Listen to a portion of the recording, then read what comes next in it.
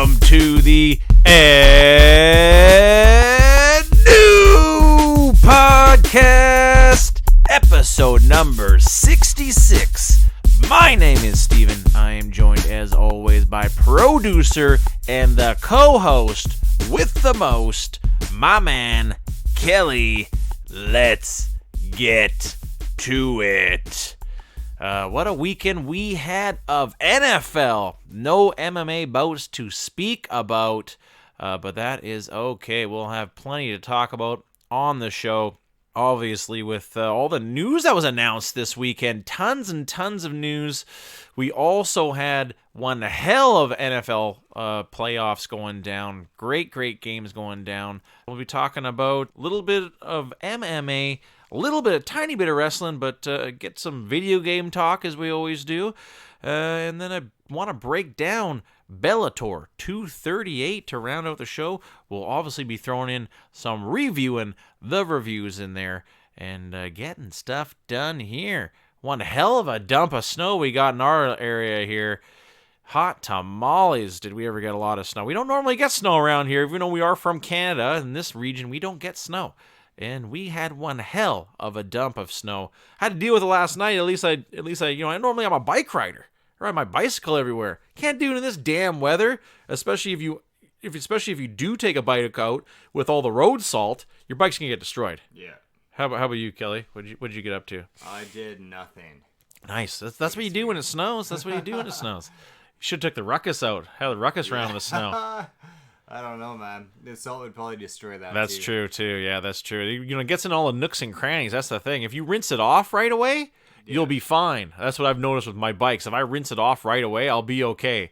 But if you don't rinse it off, that stuff will just start rusting the material right away. It'll just rust the shit out of your bike or anything else. But that being said, moving right along, let's talk some MMA news. I think, in my personal opinion, the biggest announcement this week came down just a few days ago. Jessica Andrade will be taking on none other than Rose Thug Namajunas for their rematch going down UFC 249 April 18th. I cannot wait. What a matchup we have. And that's only going to be a 3-round fight. It's just such a shame that we didn't see the rematch between them for a title bout. That'd be great. That would be super, super awesome to have seen them fight over the title. But beggars cannot be choosers, and I am super, super excited for this one. In my opinion, I see this one going down in Rose's favor. She was winning that first fight so handily before that big ass slam.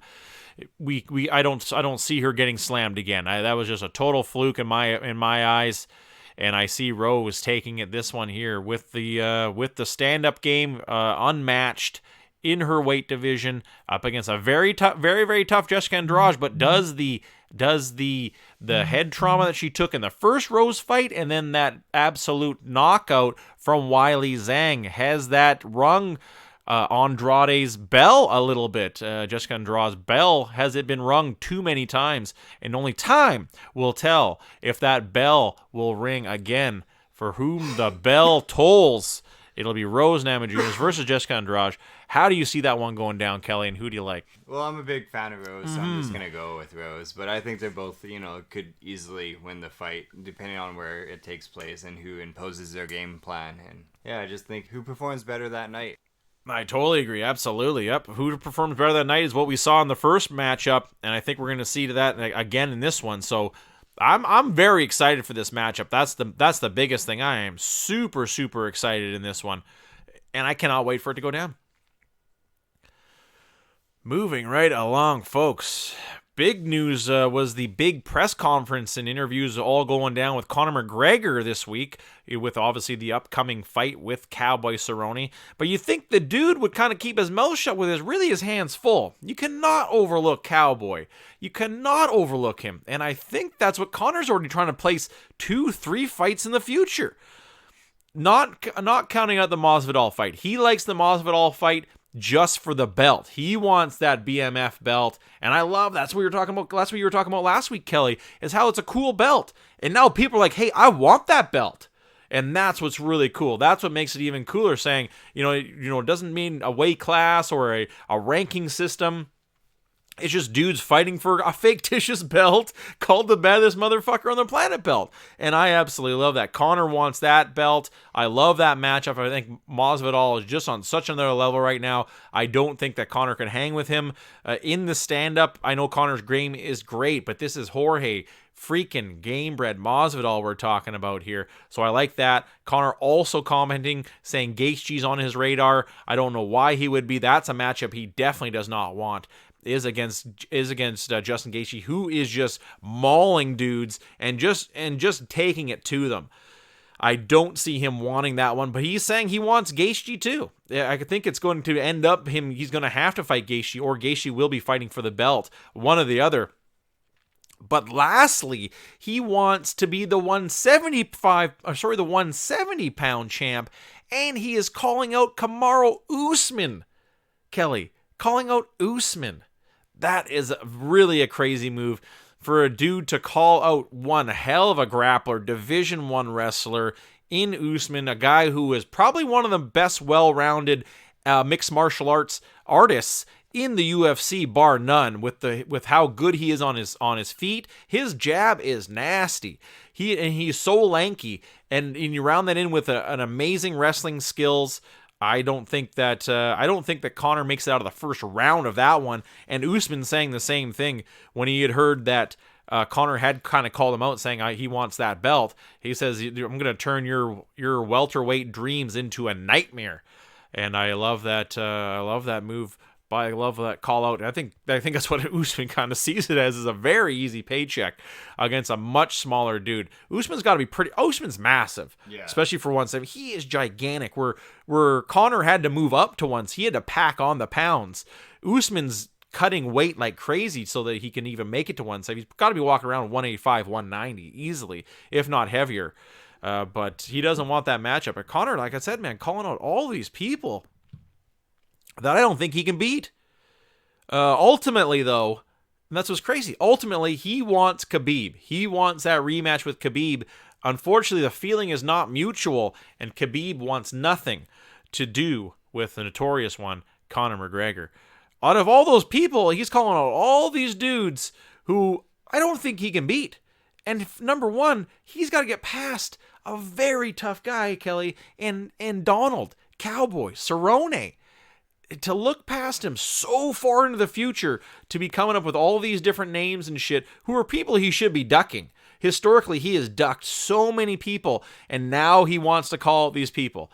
I don't see him winning. Kelly, in your opinion, do you see him beating any of those guys, Masvidal, Gaethje, Usman, or Khabib for the rematch? No. I'm trying to think here. Yeah. So he also, who did he call out? He called out Khabib. Yep. I can't see him winning No. the rematch. Usman. Usman's way too big. He's like a huge Khabib. Yeah, exactly. Exactly. That's probably better with striking. Yeah, and then he called out George Masvidal. Yeah, exactly. I think that'd probably be his most even match out of all three. I'd have to agree. If he's stylistically wise, matching up probably would be best up against Jorge, because Jorge is a bit more of a traditional kickboxer or a traditional boxer, where he doesn't like to, with the exception obviously of that huge knee over Ben Askren, he doesn't like to rush in there. He likes to take his time and he'll pick you apart. But so Conor kind of does the same thing too, where Gaethje is that dude. Gaethje's that dude who's going to run into your face and start swinging him. Gaethje as well. Yeah, I can't see him beating Gaethje. No, Gaethje's hands are just far too heavy, and I just don't think with his fighting styles, very similar to a Frankie Edgar fighting style, I don't think he can get away. He's just going to have to run that whole fight. And he is also more of a natural 170.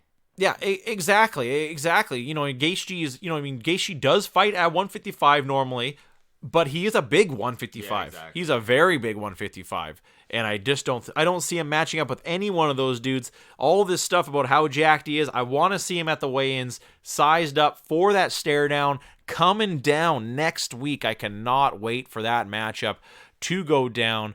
UFC going down with Cowboy versus Conor as the main event. Huge implications, and I am very excited to see this. But he should not be sleeping on him and should not be looking forward. I have placed a bet on Cowboy to win. I'm going for he's a pretty big underdog too.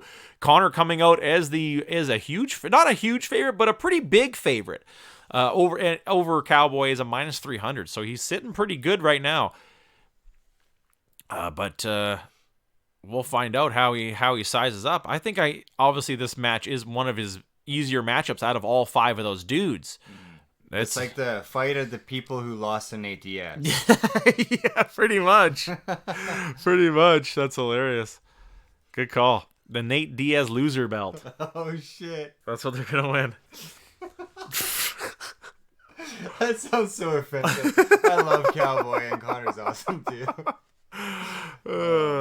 This is a fact. Yeah, exactly. Out of all those dudes, Nate Diaz was off the list, though. You know what I mean? Out of all those dudes, he's kind of calling out. Nate Diaz was totally off the list. Yeah, well, he I don't know if he even won the second round. The second. Yeah. Match. So it's kind of like, why would you call him out? Just keep the win. Yeah, exactly. You know, where he did get saved by the bell. He was going to get choked out there and got saved by the bell. He did run a lot that match. He ran a ton that match. But threw a lot of counters. Yeah, oh yeah, he was landing shots. He was there. He was definitely landing a lot of leg kicks. You know what I mean? He really chewed him up with those leg kicks, and he was landing punches. It was definitely Connor's best showing, and I think that's what the fans have to give him respect as a guy who does come with a game plan. He takes fighting very seriously, as he should. And we will see how much of that he has still held on to with being loaded, with his whiskey just taking off and selling worldwide. Yeah. And with other things, obviously, you know, it's that punch to that dude in the bar, the slapping of the cell phone, different things like that. Is he doing drugs? Who knows? Only time will tell.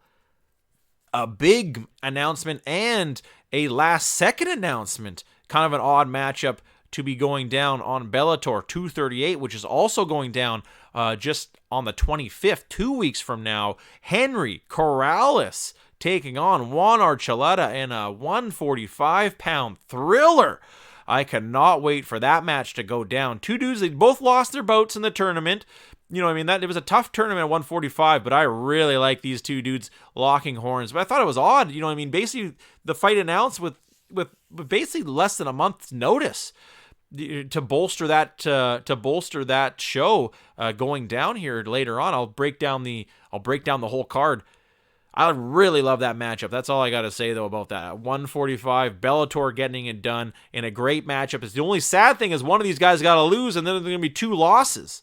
And that's the only sad thing about this matchup is 2 dudes who are really killers in the division for Bellator. One person's gonna win and move on, and one person's gonna lose and go down the rankings. Love this matchup though. Apps cannot say enough good things about it. With Corrales' just never give up attitude and his great stand up, he's also a really good grappler. And then just with Juan Archuleta's never ending relentlessness with his clinch game, his takedowns. So I think stylistically wise, another great matchup, and I cannot wait for this one to go down 2 weeks from now. It's also the card, obviously, with Cyborg versus Julia Budd. One dude who was kind of a person I didn't hear about, and it was a big signing by the UFC, is a guy, Rodolfo Vieira, joining the UFC. Huge grappling background with the dude, fighting out of Brazil. Younger guy, too, and I just kind of wanted to break him down here. Let's break it down here. Rodolfo, the Black Belt Hunter Vieira. He's getting his next fight in the UFC. Young dude, he's only 30, fighting out of Florida, obviously born in Brazil. Going to be fighting in middleweight, but just the medals are just endless here. Just endless golds everywhere for the Abu Dhabi tournament. He won gold in his weight class at the 99 kilograms, under 99 kilograms weight class in Sao Paulo in 2015. Tons of world championships in gold, a few silvers there, but still there's nothing wrong with that. The World Cup of Jiu-Jitsu too, tons of golds as well, winning 2 golds in the Pan American Games, and just a real decorated dude. His last fight was a huge win over Oscar Pichota. Oh yeah, I think I remember watching that one. Yeah, it was in the Montevideo card. Yeah, that was a Montevideo card. That was a really good arm triangle choke. And beating Vitaly Nemechkov before that one. He just kind of was a one-off signing, but now he's gets a contract with the UFC. And dude's undefeated, 6-0. Basically all finishes, one TKO, all the rest are submissions, so that's pretty damn good. 1 knockout, 5 submissions, great finishing rate at 185, and it's a division that's desperate for talent in the UFC. His grappling record is really good. It's not great, but it is all really, really good. He's got 100 wins and 9 losses. What a bum. Hey, what a bum. Last time he competed was 2018, so 2 years ago. Beating 2 dudes, and then he's actually got a few notable wins over Rafael Lovato Jr., the current 185-pound champ of Bellator. Benson Henderson, he's also beaten Zandy Ribeiro, Shaolin, that's a big win too. There was another dude. Oh yeah, Andre Galvo. He's actually has a win over too. So he's got a lot of big names. Brolo Estima, that's a huge win as well. One of the best grapplers in the world. He's got a win over Alan Belcher. That's kind of funny. Alan Belcher was in grappling. I never really saw him as a grappler. And just the dude's been fighting for a long time in the grappling world. Just like seems like he's never lost to Andre Galvo, but he's lost to this Marcus Almeida guy constantly. He can't be. Yeah, he's got 3 losses to this Marcus Almeida guy, and 3 wins over Andre Galvo. So it's one hell of an interesting career, even in his grappling. Kind of seen the same guys over and over again, but that's what happens in the grappling ranks, especially 185. I'm sure that the grappling ranks isn't all that deep at 185, but I really like the official signing of that, and I think he's going to be a great addition to the UFC 185-pound ranks. He will be taking on, where is it here, Safarov at UFC 248. So UFC 248 getting another nice fight to bolster its ranks. I really like it. Moving right along here, folks. Big news was broken this week in the Bare Knuckle Fighting Championship 10 being announced. Going to be going down February 15th in Miami, Florida. It will be headlined by none other than UFC Castaways Hector Lombard taking on Joe Diesel Riggs. Really liking that matchup. I'd like to see how they size up, because Lombard is massive, and Joe Riggs I know has moved up to 185 recently. He's getting older, so I don't see it as a bad move. I really like that matchup. I think it's a great way for both those dudes to get it done. Like I said, I've said it time and time again, like a motherfucking broken record. Having this UFC talent is what's going to put people in seats. Oh, I know that person, you know what I mean? Rather than 2 people no one has a fucking clue about. It's a great move by them to have this as the main event. I'd like to see how this card shapes up. They haven't announced any other matches on it, but I'm very excited for this one. Bare Knuckle Fighting Championship, getting it done again. Are you excited for that one, Kelly? I always like bare knuckle fighting. Yeah, it's pretty intense. It's a good one. Just bleed. Just bleed. The other thing that they had said about this card is there will be a dude going to be fighting on it. His opponent has not been announced, but it will be Nico Hernandez, the 2016 bronze medalist in the Olympics, getting a big win in bare knuckle fighting. Could be huge for him. But the dude is he's 6-0 in his professional career. And he's going to be moving to bare knuckle boxing, which was kind of crazy. Kelly, is that he didn't want to go into the professional route. I guess bare knuckle boxing is throwing him enough money. I think they probably want him to be the flyweight champ or something like that, because that's the only kind of the knock on this guy. Young guy, 24, fighting out of Wichita. He's a small guy. I think he normally weighs in at 116 is what he fought at in boxing. That's small. That is really small. So I think if he moves up to 125, I think he'll obviously be their blue chip fighter for the lightweight classes, the lightest of lightweight classes, really. Let's break him down here a little bit, though. 1 bronze, and then he came up short in Beijing Didn't win any medals then. Sure.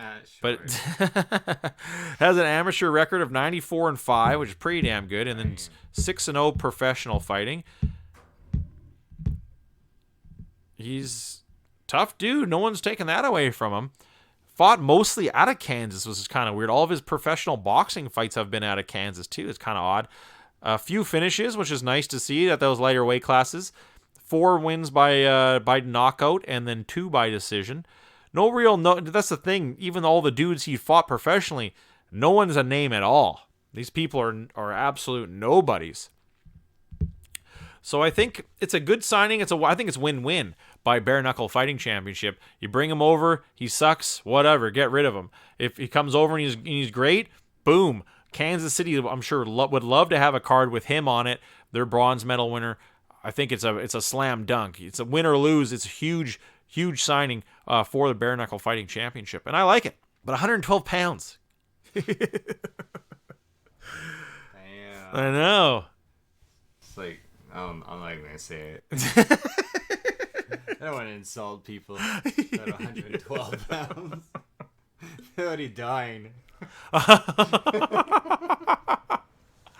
They got it hard enough as it is.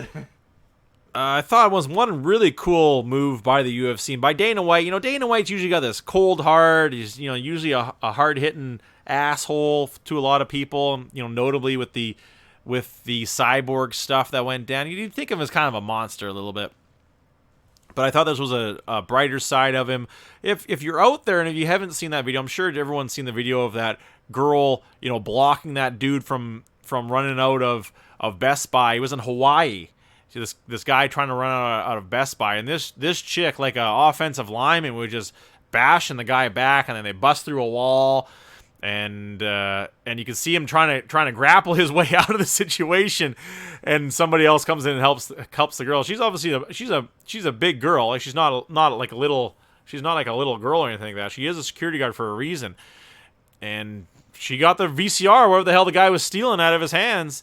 VCR. Yeah, and then it was kind of cool because after she's staring him down and like walking him down out of the store like super thug style. And unfortunately, this girl, her name is Summer Tapasa Sataraka. She got fired for that altercation with that guy for trying to doing her job as a security guard, really stopping this dude. And that's what she said in the interview. The guy pulled the same move yesterday, and we didn't do anything about it. But he came, so he comes the next day, and I told myself, not today. You're not going to get away with it today. So she had a little bit of hate behind it and blocked him like none other, like better than any offensive lineman in the NFL. She blocked this dude from stealing that DVD player, and unfortunately gets fired. But when Dana White heard the news, he says, I'm going to hire her in some capacity or another. She's got a job with me. I'm going to figure that out later on. But in the meantime, I'm flying her and a friend, first class, to the UFC coming up next weekend, front row seats. And I thought, what a cool move by Dana White and the UFC. This person who put their security guard job in Hawaii, it's got to be tough. That's got to be tough at a Best Buy. And then to think you're doing a good job by stopping the dude from stealing, even though it did cause a bit of a fracas and everything like that. But it's just nice to see some good news come out of it. Being a viral star turned into something positive, and I really like that move. I hope they do like a little interview with her when the UFC does go down next week, and I'm really excited for that. But I thought it was a really cool story for her to show her toughness and her grit and be rewarded for it. I really like that. Just wanted to touch base. But if you haven't seen the video, check it out. It's actually amazing. I watched it a ton of times. I had to watch it and broke it down every single time. I've easily watched it over a dozen times. I was impressed. I was very impressed with the toughness and the tenacity of this Summer Tapasa Sataraka. I just don't, like I said, I don't want to make it a weight thing, but I'm just saying she's definitely too big to make 145. That's all I'm saying. I'm not saying there's anything wrong with her or anything like that. I'm just saying she wouldn't be able to fight in the UFC, but that'd be cool if she could. That'd be super cool if she could fight in UFC. That would be one hell of a story. It's like 144 and then like super heavyweight. Yes. So 145 and then 146 plus. Yeah. There you go. That works. That works, right? Yeah, it works. Just get people smashed. Well, that's what Gabby Garcia fights, because Gabby Garcia is just a specimen. She's just gigantic in all forms, So they have a really hard time finding people for her. That's the thing. They always have had Gabby Garcia at these year-end shows at Rise, and they never had her this year. That's kind of odd. Maybe you're right, man. Maybe you're right. They couldn't afford her. Because I know she's really been turning heads for a lot of stuff. If she wants to go to pro wrestling, and I think that'd be a good move for her as well. Just for her physical appearance, would be an easy slam dunk for wrestling. I don't know, her speaking voice is not very good though, but people have been worse on the mic and been more successful. So I'm excited to see if that happens. Speaking about wrestling, Brock Lesnar finally makes his return to Raw this week. Huge news coming along with it that even though he's the champ, Kelly, he is going to join the Royal Rumble and wants to be number 1 in the Royal Rumble. So that is huge news. Basically, I don't see how he makes out of this at all.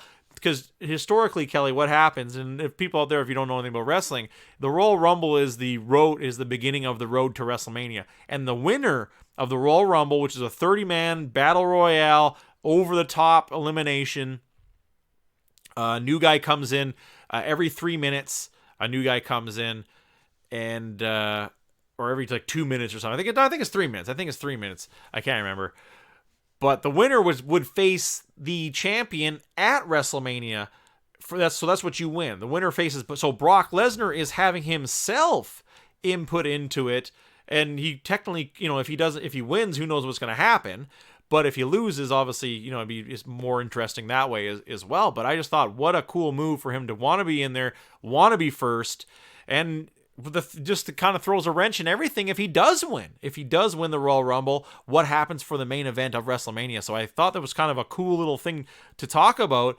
Brock Lesnar, really stunning a lot of people, I think, because he's really hasn't been anywhere for the last 2 months. He's been a total no-show. Even though he's the champ, Kelly, he has not been anywhere near TV at all. But making his return in a huge fashion. That's going down the 26th as well. I cannot wait for the Royal Rumble. Me personally, has always been my favorite WWE event, bar none. WrestleMania is huge. I love WrestleMania, but the Royal Rumble is something else. I absolutely adore the Royal Rumble. I don't know what it is. I totally don't know what it is. As a kid, I would go to the movie theater to watch it, because they always have the big pay-per-views at the movie theaters, and they still do have the Royal Rumble at the theaters. And I can't wait for this one to go down. One other news with wrestling is I was hoping it would be more of a surprise. That's the best thing about the Royal Rumble, Kelly, is you always have surprise entrants. People, it's like a countdown, 10, 9, and then the big buzzer goes off, and then someone's music comes out and everyone pops, but especially if it's somebody you don't know. Somebody you didn't expect, somebody that's not on the roster. And in this case, it has been spoiled that it's basically 99% sure that Edge will be a surprise entrance in the Royal Rumble coming out. He has been medically cleared. His neck injury isn't as bad as it was now, obviously with the time off, that he's managed to get enough work done on his neck where he is medically cleared and can wrestle again. And I think it's huge news for wrestling, especially for the WWE. That is a massive signing. If he comes back at a slower capacity, I think it's huge. I think it's great news. Edge has always been great on the mic, so he can easily make that transition slow and possible and very easy. I am super excited. I wanted it to be a surprise. That's what my main thing, Kelly, is I am sad that the news did break, because there was a lot of rumors about it. And that would be the coolest if he was a surprise entrance to the Royal Rumble. But it is almost guaranteed that he will be in this year's Royal Rumble. And I cannot wait for it. 2 weeks from now, Royal Rumble. Any news you got, Kelly? Any news you've been thinking about you wanted to bring up this week? No, everything's awesome. Yeah. Nothing's going on in the world. So, slow world day. Yeah, very slow world news. Well, that being said, let's talk some video games. Played a ton of Orna, as I always do in my travels. Having a good go. The two dudes that I've been battling locally, they've really been changing up their strategy. It's a good feeling because they've been changing up their strategy because they're so annoyed with me. They're so annoyed with me taking their spots and battling them all the time. Every day they come up with a new strategy, and every day I just got to tweak my guy just a little bit to be able to overcome that. And I think that's kind of a nice little touch about how, in the game you're fighting constantly. You can't give up. You get in a rut, and then boom, you find out a better strategy, you tweak your guy's gear, you get a different pet or something with your guy, and then boom, you're being effective again, you're taking spots again. And that's what I really like too. They may be a higher level than me, one dude is much higher than me, but I don't give up, and I can still take the spots. And if I don't get them today, I may get them tomorrow, so that I know to them spots are life. That is their life. I know that they both say they work. I don't think they work. I think they just drive around all day playing this game, and then when they're not driving around, they're just grinding the raid bosses. And I have a life. You know, I do enjoy playing the game, and when the game first came out, I was playing it heavily. But I like other games. I don't just like this game. I think that's all these guys do is just play this game. And that's kind of sad. That's kind of sad. It really is. It's not that good it's a good game, but it's not really that good of a game to not play a game with a controller on your TV or something like that. I still think they're cheating. I really wouldn't be surprised if they both got banned for cheating, just because of the speed they take spots over, the way they move around. I wouldn't be surprised, but hey, whatever. They've been making the game interesting for me with me being able to go around constantly battling them, losing my spots, then me taking them back. It's actually made the game actually fun, and I'm happy for that. But obviously, I played a ton of Rage 2. What a good game, man. Where has this game been my whole life? Super, super fun game, Kelly. I got a mech, dude. I got a mech. It is so cool. The mech is super sweet. It has like 4 different attacks. The only downside is slow as shit. It's super slow. Like, it would be really annoying to be like walking around with this goddamn thing the whole time, because the map's gigantic. The map is huge. But the mech is awesome. The mech is super awesome. He's got basically machine guns is what he has, and then he's got 4 different attacks he can do. He got one attack is where you eject out of the mech, and you can do so you're flying out, and you can kind of do like a crazy like anime style like attack as you're flying through the air and pounce on them. You can throw like a massive firebomb, and then he also has rockets that come down too. And then the other one is kind of like a rush attack. So this guy is just so much fun. It is really, really. I didn't expect a mech. I think that's kind of what the cool thing. There's tons of vehicles, tons of different types of vehicles, but I did not expect a mech in the game, and I thought that was a really cool touch. But I got him through a mission, and the missions is what I really wanted to touch base on. The missions are very diverse. When you're driving around, you come across these random missions, and a mission will be to go into a place and kill a guy, or go into a place and gather materials, something like that. Some are very simple, but other ones are very diverse. Where the main missions, there's 3 different people you got to do missions for, all for this Project Dagger. So you're doing these missions for all these different people, and you're gaining experience for them as well. So when you gain experience through them, you get these little points, and you distribute these points in different ways. Each guy has different things. Like one guy will help with all your ammo and different things like that. One guy will help with all your special abilities, and then the other guy will help with how you interact, like how your stores are and certain shit like that, how you interact with NPCs and crap like that. So you do your missions through them, and you could be just doing something random, and I got this mission was for this guy, and boom, my meter goes up, and I get more points for it, and my dude is badass now. I got a ton of different abilities.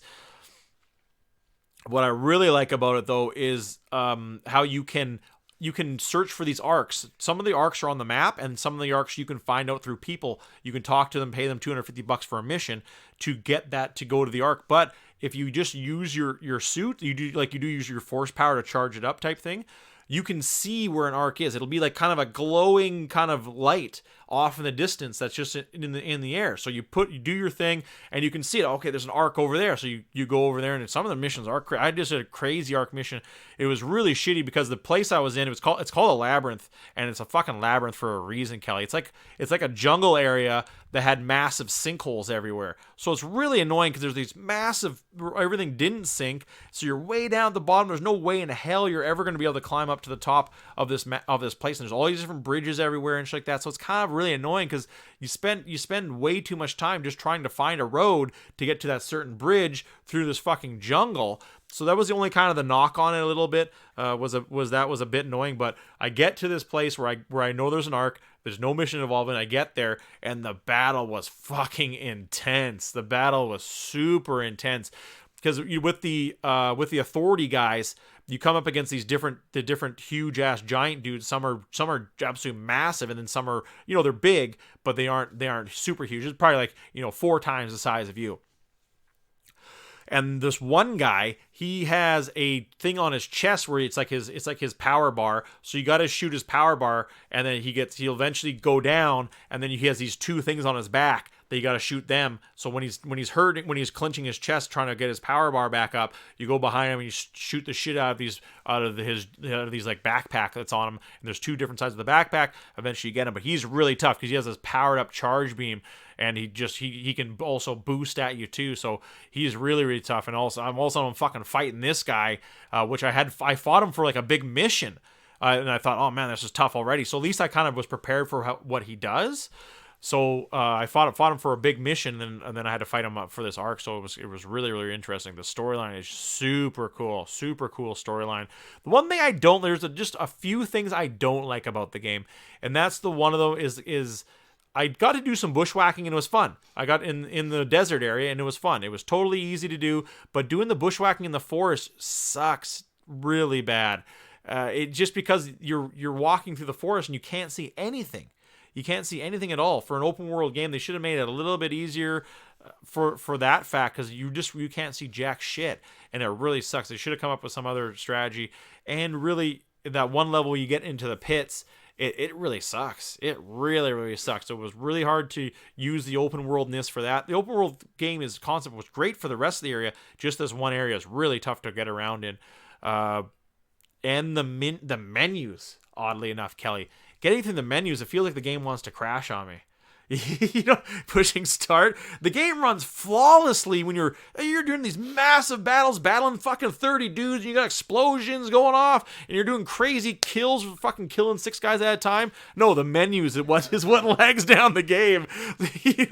So I don't know what is up with the menus, but the game did crash on me twice. The game straight up crashed on me twice. It does save very often. The autosave saves very, very often. So at least it wasn't that big of a deal. I did have this cool monster truck in the game crashed on me, though. That was shitty. So I know where the monster truck is, so I can go back and get it. But the monster truck was really, really cool. Yeah, super, super awesome. Like I said, there's a few little bad things with that. Briefly, though, I want to talk about the fight music. You can always kind of know when a cool scene is coming up, because all of a sudden this heavy metal fight music comes on, and I'm like, oh, cool, there's a bad guy around here somewhere. So I really like that touch. It's a really cool touch to have that heavy metal fight music on, because you're just walking along, all of a sudden the music starts up. Oh shit, something's going down. So I really like that touch on it. But for me, if you listen to the show for a long time, the treasure hunting. I fucking love the treasure hunting in this game. It's a lot like that Fallout Brotherhood of Steel game that was out for the original Xbox. Do you remember that one? It was kind of like a Baldur's Gate style game a little bit, where there was tons of treasure hunting involved in it. It's very similar to this very dark game. You go to certain places, but every place you go to, Kelly, they have it'll always have treasure chests in it, and in order to complete the area can have nothing in it, like no enemies at all, but in order to complete it, like you're not really losing anything or gaining anything if you don't complete it, but it'll just say like you didn't complete this area, and in order to do that, you got to get the treasure chest. So you got to bust open the treasure chest, or there may be a data pad, or there's an arc chest there, and you got to collect them all. And in the beginning of the game, it sucked because you were just kind of going blindly into these little areas trying to find where these treasure chests could be hidden. And some of the spots, sometimes they're wide in the open. Other times they're actually hidden pretty well. And I have the abilities now, so the things you unlock with the quests, you have the ability to be able to track these things down. So now when I use my suit ability, I can see them. They'll be like all pixelated in the background, so I can see them through walls and shit like that, along with enemies and vehicles and that type of shit. So I had to upgrade to get it, so now I've made it so I can get these areas super quickly. I can sweep through them without having to actually do some actual searching and going back over, oh shit, I couldn't find it. I've already spent 10 minutes here. I'm just going to move on. And it is worth it. They are worth it because they either have money or they have those gems that upgrade you. It's cool with the augmentations, different things you can get with that. It's very, very in-depth with the leveling up. Like I said, it's a lot like Wolfenstein with that, with leveling up your weapons and leveling up yourself. But it's tons and tons of fun. I cannot say enough good things about Rage 2. So much fun. I cannot recommend it enough. Go out and get it. If you got the Xbox Game Pass Ultimate, download it. It will, and if you're into that type of single player game with tons of vehicle, running gun, with cool force weapons, fucking pick it up. I got a rocket launcher, Kelly. I got a cool rocket launcher now. I got a grav gun. These are the things you either get abilities in these arcs or you get a weapon. I have one weapon left to get. So I got like a rail gun, like a rail sniper gun. I got a grav gun and a rocket launcher. Rocket launcher has changed it for fighting bosses because there's a lot of these hives hives you go to where there's a big dude who's in he's in the sewers and he's a big dude and you got to fight him. And the rocket launcher has changed it for me, so I can just walk through these dudes with a rocket launcher. And they all have a special ability and they have an overdrive ability. Overdrive is super cool. It's kind of like you're not really slowing down time, you're just speeding up time for yourself.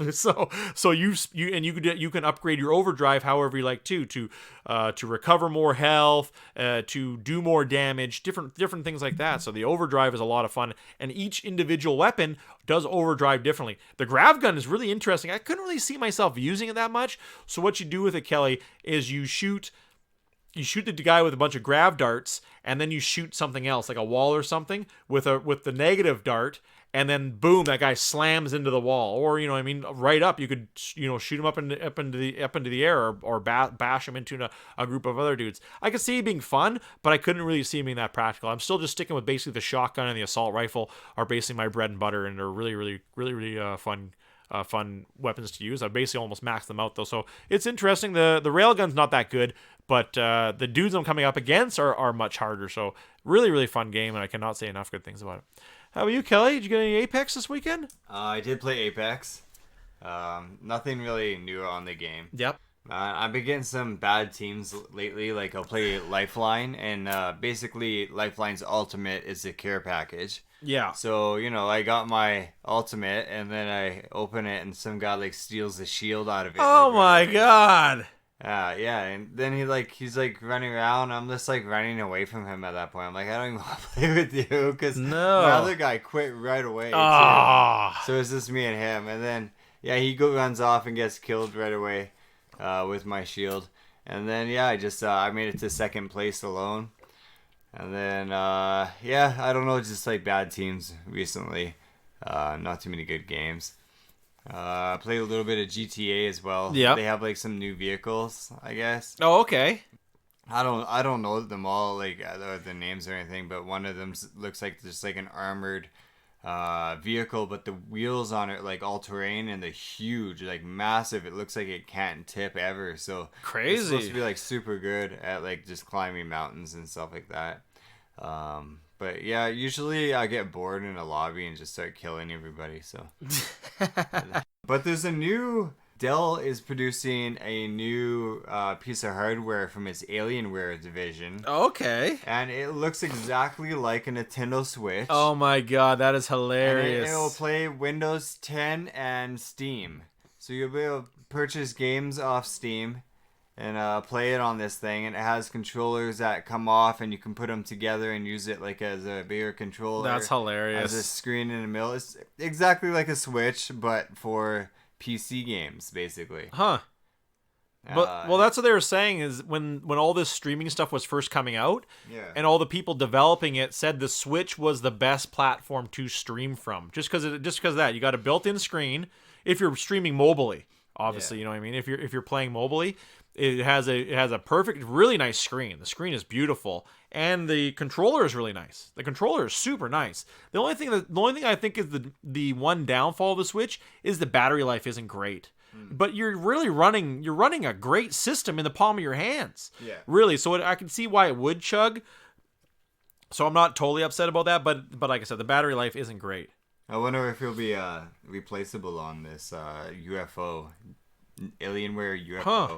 Interesting. I wonder what the popularity will be like of it. A lot of people are pretty excited about it at CES. Huh. Yeah, CES 2020 just came and passed. I think it's over now. I was watching it for a few days. But this seems to be one of the biggest, most talked about item at CES. Is the Alienware UFO, which is basically a Wii. I wonder if other systems are gonna do this. I know, PS5 and Xbox. What are they calling it? Xbox X, I think. No, that one's already out. There's the X series. I forget. Oh, Something yeah, else. yeah, yeah. Anyways, so I wonder if they're gonna make like the PS4 and the Xbox One into something like this. I wouldn't doubt it. Yeah, I could totally see everyone's kind of following suit. And who thought that Nintendo would be the people setting the curve on this new streaming service? You know what I mean? No, that's awesome. Like, It's a great system. Oh, for sure, it's great. You know, it's a shitty thing because I got my Switch the same time as I got my DS, my 3DS. And I got a sweet ass 3DS. I got the XL. It's like a cool Super Nintendo skin on it. It's a limited edition one, and then 6 months later they discontinue. They don't make any more 3DS games because of the Switch. The Switch is portable. You know, I mean, it's the best portable system you ever need. And now, and even like with the Pokemon has always been McDonald's moneymaker. McDonald's. It's always been Nintendo's big moneymaker. Is the Pokemon series. Say what you want, it's super popular.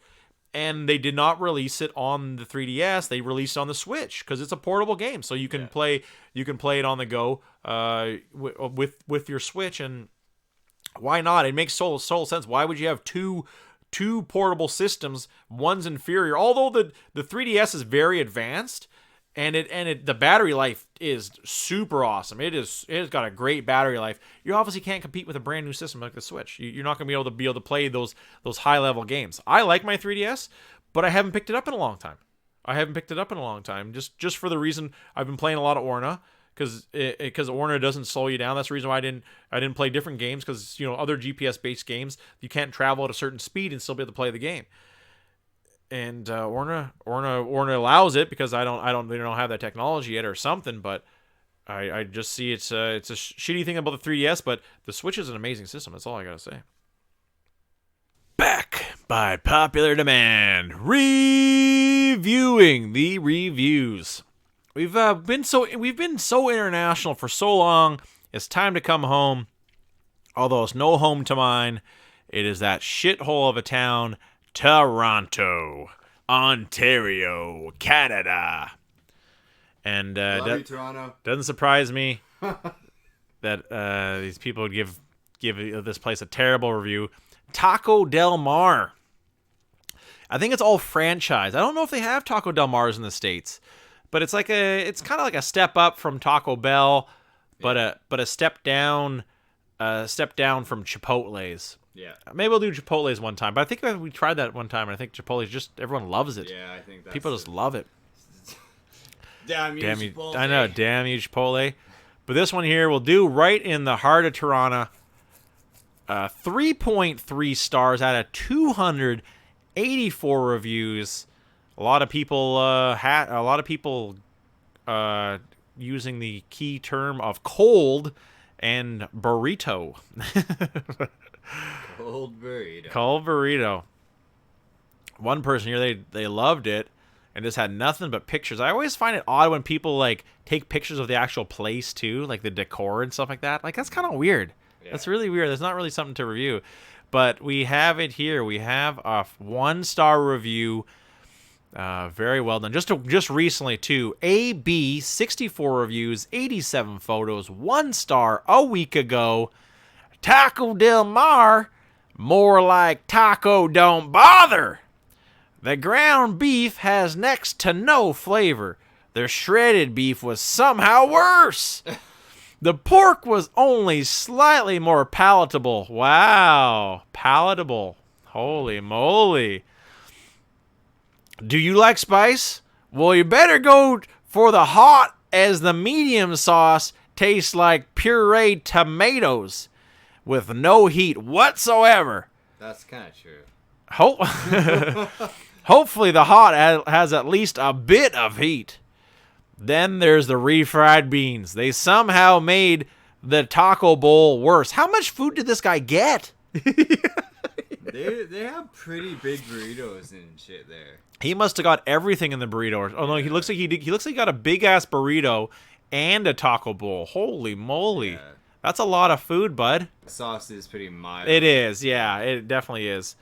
Especially when you're doing a Mexican style food restaurant, I think you gotta have your hot sauce hot and your medium at least somewhat, and then mild is mild. Yeah, people expect it. Yeah, of course.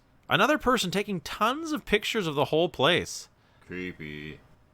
Then they gave him 4 stars, AK, 17 reviews, 600. No wonder, 17 reviews in 607 photos. Holy shit! That's a lot of photos, man. Nice place for taco lovers. Sadly, they are out of crunchy tacos. You still gave him 4 stars, though. How the hell does the place not have fucking all the tacos? How do you not have hard tacos? That's your one thing is tacos. Oh boy, that's a terrible photo. What? The photo is like super blurry. Why the hell are you gonna post that? It's like pictures of the wall. What the hell's wrong with this guy? Like straight up close-ups of the wall. Why would you post that? He's artistic. I guess so. Moving right along, folks. This one's a kind of a weird one here, too. Everyone kind of liking it. This person here, MK32 reviews, 9 photos, 3 stars, 5 months ago. Tastes good enough. Only one person was working, so the service was slow. Some of the food didn't look as fresh as you'd expect. Honest review. Honest review. Honest review. I like that. One person, solid bang for your buck. Get the Mondo. Okay, here we go. Oh boy, I like this. I like this. When it has vegetarian into it, you know you're gonna be good. You know it's gonna be chicken nuggets. Yeah. Wow. This one's a weird name too. What really happens in the band room? 2 reviews only. 2 stars, 5 months. Went in the other night and got a vegetarian taco. And the service and food was awesome. Came in today and went to get the exact same thing, but they said guacamole was extra, even though right on the side it says it's included in any vegetarian dish. Bad service during the day, rude and messy tacos. Would come again at night, but wouldn't recommend to vegetarian-friendly folk. Misleading about the proteins as well.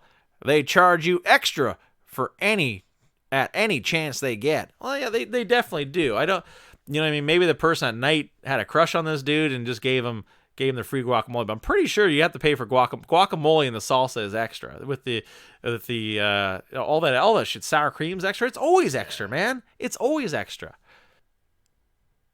This person really going. I'm gonna read this one. This person's going over the fucking top.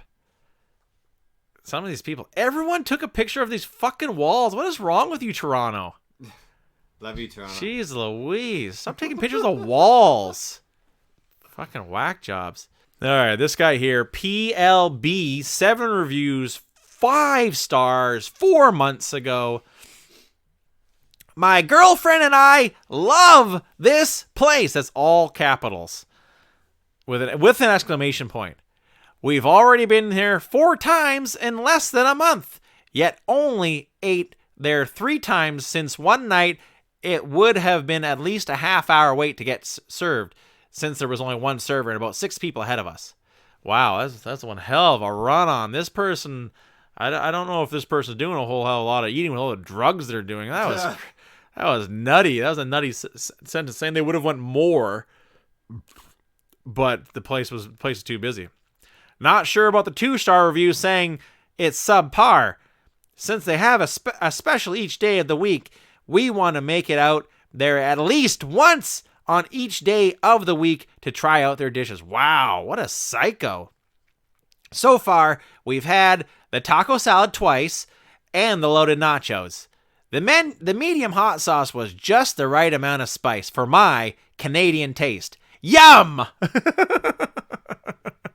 Fucking psycho. Psycho, man. Even to comment on the other reviewers. Love this guy for being psychotic. Love it. Someone just mad at the place. Wow, okay, here we go. AG, 5 reviews, 2 stars. This place is very tacky. It's whatsoever not authentic. I asked for a vegan. Oh boy, there we So it's gonna start off with saying how the place looks like shit. That the place looks tacky. 1-star review. I asked for a vegan taco, no meat and no cheese, and was still charged for canned guacamole. Then I asked, when I asked, I saw that someone had printed on a label maker a tiny sign and placed it up. Also, what sort of place doesn't have limes? Either way, they charged, but the tacos are pretty subpar. When I asked for what sort of Mexican owner would run this place, I was confirmed the owner was from China. Enough said.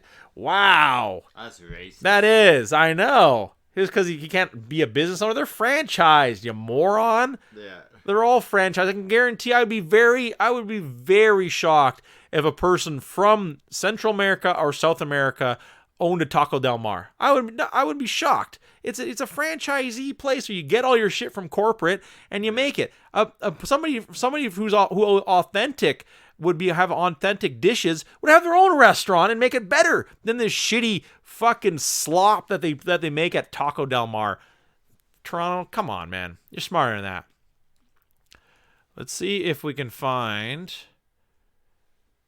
That's looking for the first and only review. A lot of Oh, here we go. Perfect. Ah, damn it. It's only review. I think I was just going to say it anyways. SS, one review, only review, 3 stars, 2 months ago. Good food, but the service was horrible. Your fucking review is horrible. God damn it. That was a terrible review. I can see why it's your first review. 3 stars, too. To give them, they still gave them a C+, even though the food was good, but the service is horrible. And that's what they wanted to say. This is your chance. This is your chance to get up there, say your gripe. There obviously would have been something. That's what's even weirder. You see these people, they had the worst experience of their life. And I've never done a review before, but I'm doing a review now, Kelly, just because I had the worst experience of my life. And I'm going to go on here and say what my problem is. And that's all they got. That's all they got. Food was good, but the service was bad. Go back to school. I changed the world.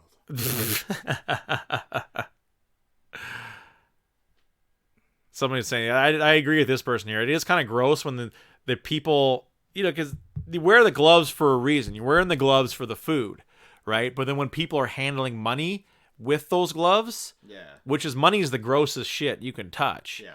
And then you're going to go back and make more people's food. It doesn't really work. It doesn't work that way. Yeah. You got to get rid of your gloves. But yeah, that's what somebody was griping about that. But not bad. Taco Del Mar, not bad. I was more disappointed with Toronto and not being able to be able to form a proper sentence. But that's okay.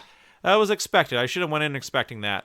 But it was pretty good. It was pretty good. Taco Del Mar getting it done. Going back home to Canada, didn't disappoint with our popular segment reviewing the reviews. Taco Del Mar. Well, that means we should take a little. We have been running along here. That's my bad. We got to take a little break here. We will be right back after these brief messages. With winter in full fling and the snow is coming down, it is still edible and is still water, but be very careful when eating snow. Brought to you by the Water Corporation and Stephen and Kelly's and new podcast. At all Jack in the Truck locations, be sure to pick up your complimentary water. Sponsored by Stephen and Kelly's and new podcast. At locations coast to coast. And be sure to try out our Derek Lewis Hot Balls in 3 different delicious flavors, but all of them coming with buttermilk ranch. After rubbing one out, be sure to refuel with water and Derek Lewis's Hot Balls.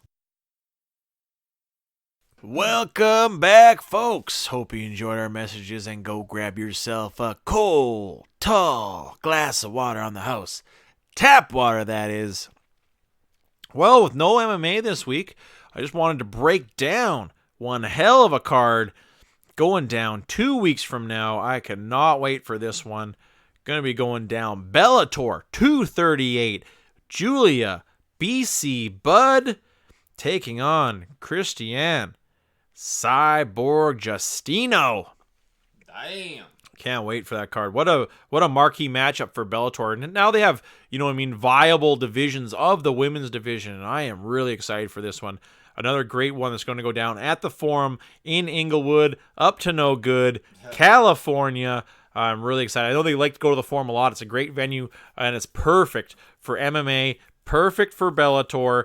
It's just a hotbed. It's such a hotbed. Southern California, the whole fucking state of California loves its MMA, and this is going to be a great matchup for them. With the main event obviously going down, co-main event is going to be Darion Caldwell versus Adam Borchik to not finalize, but to see who's going to move on in their featherweight tournament. I'm really liking that matchup a ton. I think Borchik can't be counted out. I think Caldwell's wrestling will definitely be put to the test, and his heart. I think that's one thing that Caldwell does not have. He doesn't have the best gas tank, and he doesn't have the best heart. And I think Adam Borchik is really going to test both those matchups with him. Sergio Pettis making his Bellator debut, taking on Alfred Kazakhstania. Should be a good matchup at the 125, or maybe he's moving up to 135. Bellator getting some 125 pounders. Big matchup is Dylan Danis, Dylan Danis taking on Keenan Gegrich. That should be a good matchup. Danis, even though he's such a decorated grappler, he's only 2-0 in MMA, has really no MMA fights. And I think it's going to be a good matchup against another dude who's 2-1. So they give him probably an easy can, as Bellator usually does. And as we touched base on earlier, Henry OK Corrales taking on Juan Archuleta as well on the card. Ava Knight going to be taking on Emily Geddes. And Aaron Pico, 4-3. This dude had one hell of a curse. He had the biggest Bellator curse put on him ever. He was on the prospect watch as being the next big thing, and now the dude's 4-3. It doesn't look good. But his jaw just isn't there.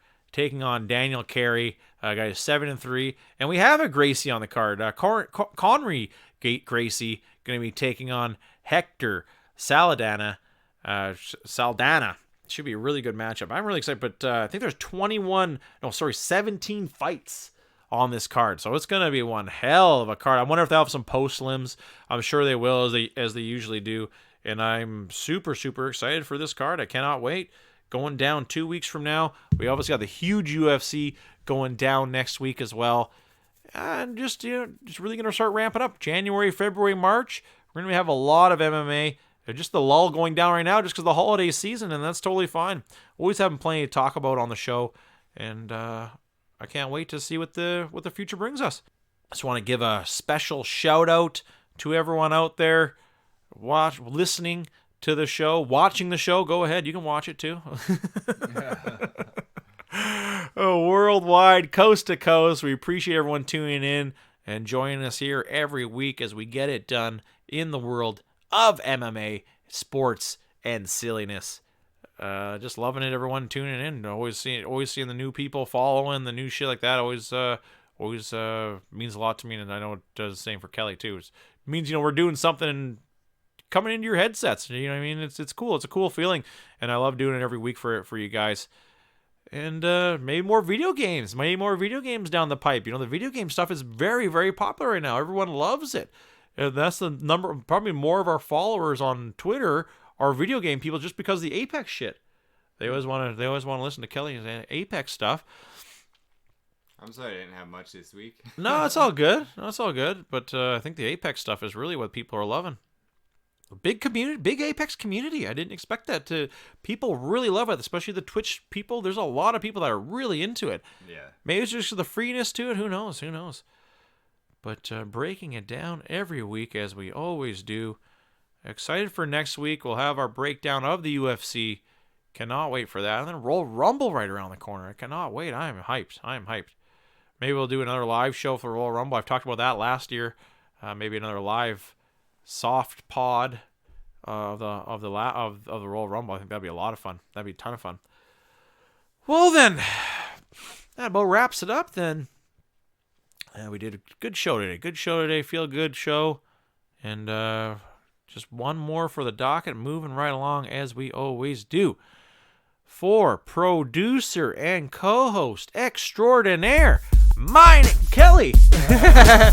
My name is Steven, and you've been listening to the